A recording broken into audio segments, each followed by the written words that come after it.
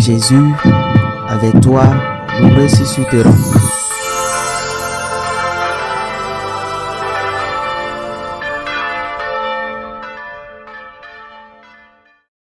Il y avait un homme, un pharisien, nommé Nicodème. C'était un notable parmi les Juifs. Il vint trouver Jésus pendant la nuit. Il lui dit, « Rabbi, nous le savons, c'est de la part de Dieu que tu es venu comme un maître qui enseigne, car personne ne peut accomplir les signes que toi tu accomplis si Dieu n'est pas avec lui. » Jésus lui répondit, « Amen, amen, je te le dis. À moins de naître d'en haut, on ne peut voir le royaume de Dieu. » Nicodème lui répliqua, « Comment un homme peut-il naître quand il est vieux? Peut-il entrer une deuxième fois dans le sein de sa mère et renaître? » Jésus répondit, « Amen, amen, je te le dis. Personne, à moins de naître de l'eau et de l'esprit, ne peut entrer dans le royaume de Dieu. Ce qui est né de la chair est chair, ce qui est né de l'esprit est esprit. Ne sois pas étonné si je t'ai dit, il vous faut naître d'en haut. Le vent souffle où il veut. Tu attends sa voix, mais tu ne sais ni d'où il vient, ni où il va. Il en est ainsi pour qui est né du souffle de l'esprit. » Acclamons la parole de Dieu. Comment un homme peut-il naître de nouveau? Voici la question de Nicodème. Nicodème posait une question d'ordre matériel, ce qui est évidemment impossible.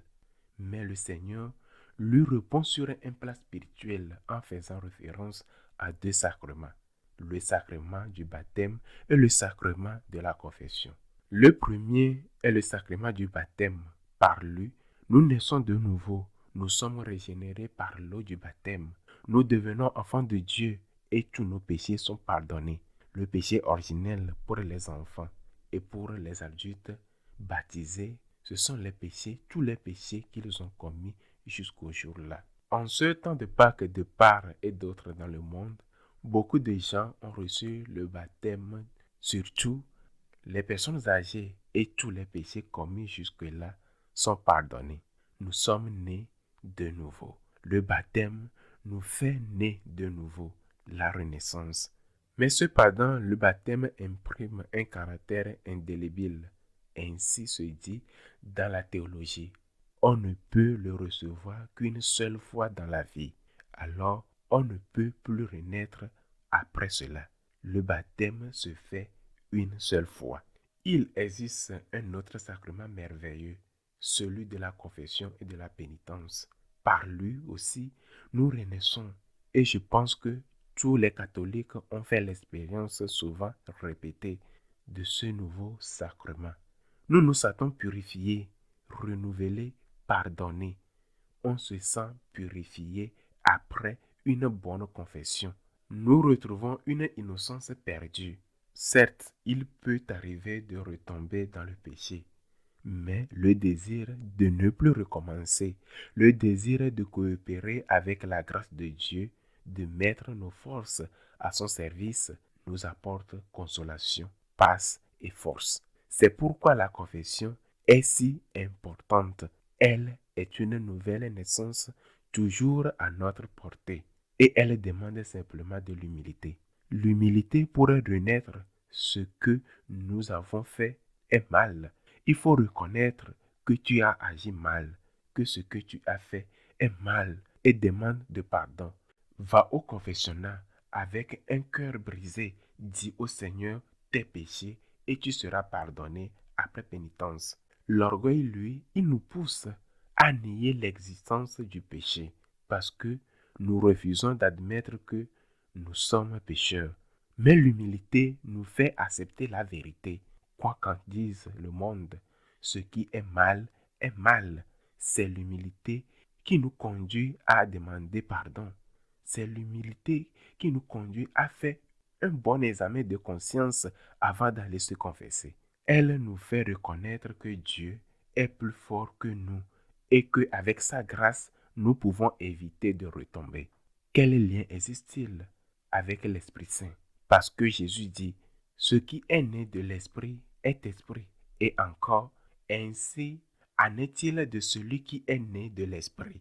Après sa résurrection, lorsqu'il apparaît aux apôtres, et non seulement à eux, mais à Marie, Madeleine et bien d'autres personnes, il leur dit, recevez l'Esprit Saint, à qui vous remettrez les péchés, ils seront remis.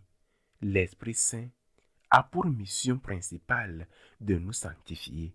Voici la mission de l'Esprit Saint. Dans la très sainte Trinité, qui est un seul Dieu, tout est accompli par Dieu lui-même. Il crée, il sauve, il sanctifie. Mais on peut dire qu'il y a comme une mission propre à chaque personne dans la Sainte Trinité. Sainte Trinité est trois personnes en un seul Dieu. Le Père crée, le Fils sauve et l'Esprit Saint sanctifie.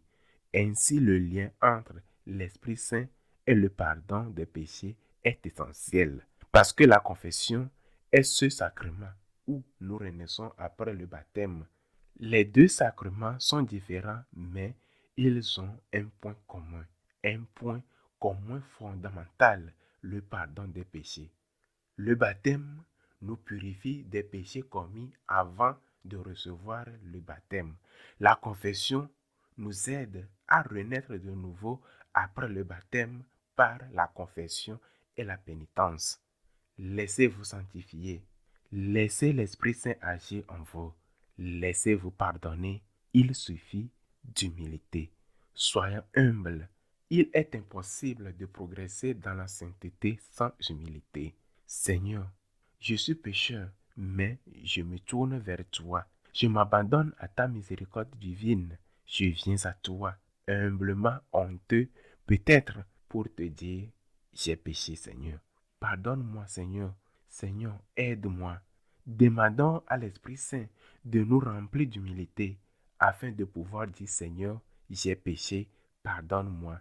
Seigneur, aide-moi. Alors, nous renaîtrons de nouveau sans avoir à retourner dans le sein de notre mère. Qu'il soit ainsi.